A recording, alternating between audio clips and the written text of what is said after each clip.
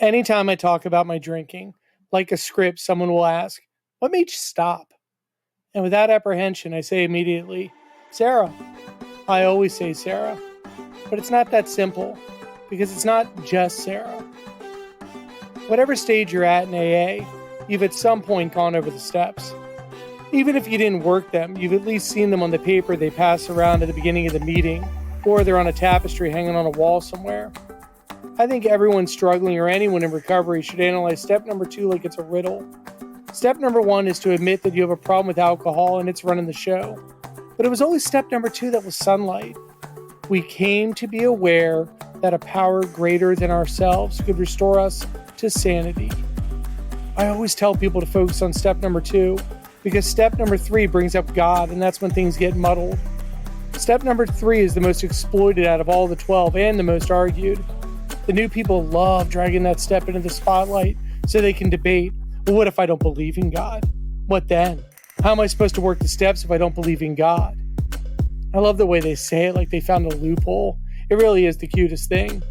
Like they expect one of the people at an AA meeting to panic and tell them, that's a good point. You should keep drinking. That's why I tell people to focus on step number 2 as the whole idea. It is, in its simplest form, stating that something bigger than you can restore you to sanity. Something bigger than you can make you want to turn this all around. Something greater than anything you think you understand can make this all go away if you'll let it. It doesn't have to be religion or a Holy Spirit. It doesn't have to be supernatural at all.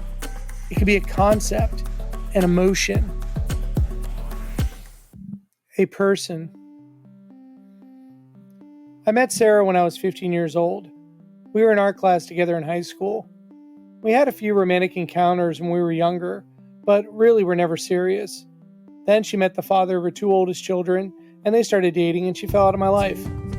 The last thing I said to her back then, when I assumed we would be leaving each other's lives forever, was, "I'll see you again one day." I totally didn't think that was true. I don't even know why I said it. I was doing a lot of drugs back in the late 90s, you tell me. But the point is, Sarah was a part of my life for a while when we were younger, and I always assumed it was a chapter that was closed, but I'd always remember her fondly. I'm going to skip ahead here and leave a bunch of stuff out. I've written this and rewritten it 4 times now, and every version ends with me telling my whole life story. So rather than get into all that, I'll just say this. The second I became an alcoholic, I stopped searching for love. I stopped looking for women I might have a relationship with, and I started looking for women who tolerated my drinking. Every addict does it. We prey on low self-esteem. We can smell it like a wounded animal. Those are the women we surround ourselves with. Every addict reading this knows I'm telling the truth, whether or not they want to admit it, and everyone in recovery knows that was a part of the lifestyle. You searched out partners who either drank as much as you did, or ones who were too timid and weak to try and get you to stop. And for over a decade, this was all I did. Over and over again. Countless relationships. Doing the same thing and expecting a different result. I wasn't expecting to find love because first and foremost, I didn't think I was capable of loving something more than alcohol. It's such a vicious, lonely circle because you want to be with someone, but you don't want to leave your first love. But as I said earlier, you can't be an alcoholic and a normal person. One of you has to go. Sarah came back into my life in 2017. I was working at a grocery store and she came through my line. She was going through a separation and I had fully accepted that I was destined to drink myself to death. We started hanging out because of familiarity. It was good to have someone from my past that didn't know about all the stuff I had been through with teaching. That's another blog. And I think it was good for her to reconnect with someone who wasn't familiar with her life now either.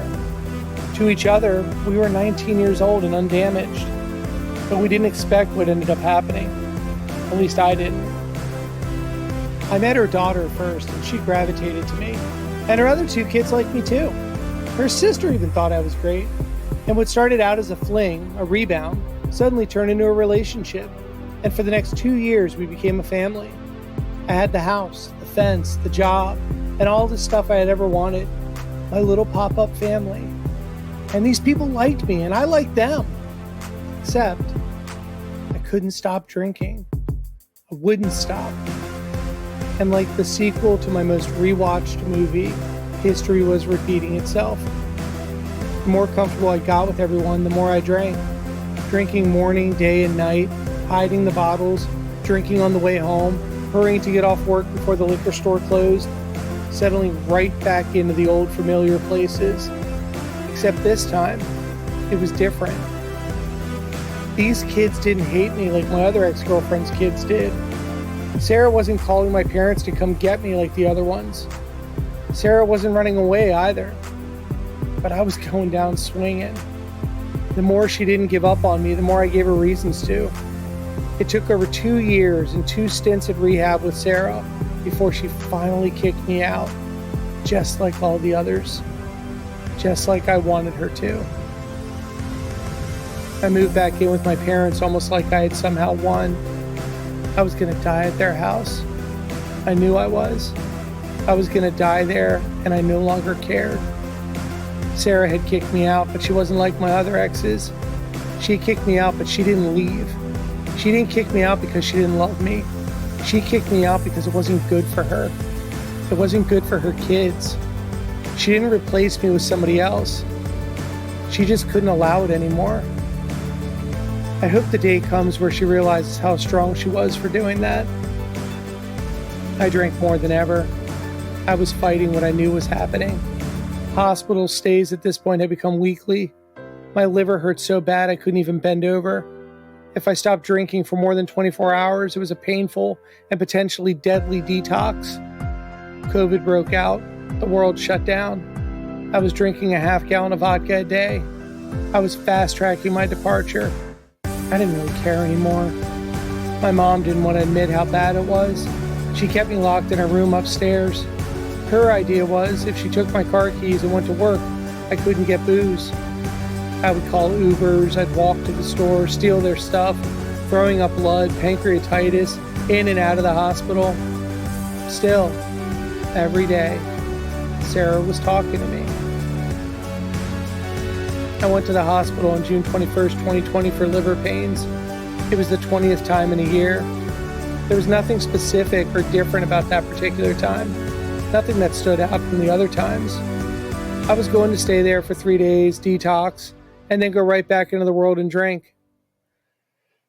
I want to say that there was something that hit me different that time, but honestly, I was just sitting in a hospital bed, watching Everybody Loves Raymond, 2 a.m., crying, missing the life I had, missing the life that I had had and screwed up, missing Sarah, and it dawned on me.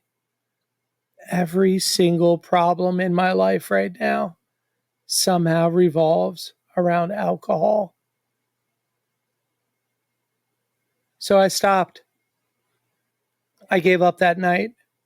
Sitting in that hospital bed, 2 a.m., something happened. I don't know if it's that moment of clarity you hear about or what, but I just stopped. I gave up. I died. Everything was clear now. I was staring at my old self and it was suddenly so obvious. You can't explain it to anyone who hasn't felt it. It's like trying to explain the color red to a blind person. It suddenly seemed so clear. Everything I had done for the last 20 years, the using of people, the lying, the physical pain, all the stuff I'd gotten used to, the stealing, the endangering, the acceptance of it all. It just all suddenly seemed so crazy. It's unfair what I did to Sarah that night. In that moment, I made Sarah my higher power. I couldn't do this on my own. Clearly, everything I had tried failed. 3 rehabs, Vivitrol, Camprol, AA, psych ward, IOP, my mom locking me away at her house. None of this worked. It didn't work because I didn't want to stop. I never did. I never had a reason to. Now I did. For the first time maybe ever, I did. Anytime I talk about my drinking, like a script, someone will ask, what made you stop?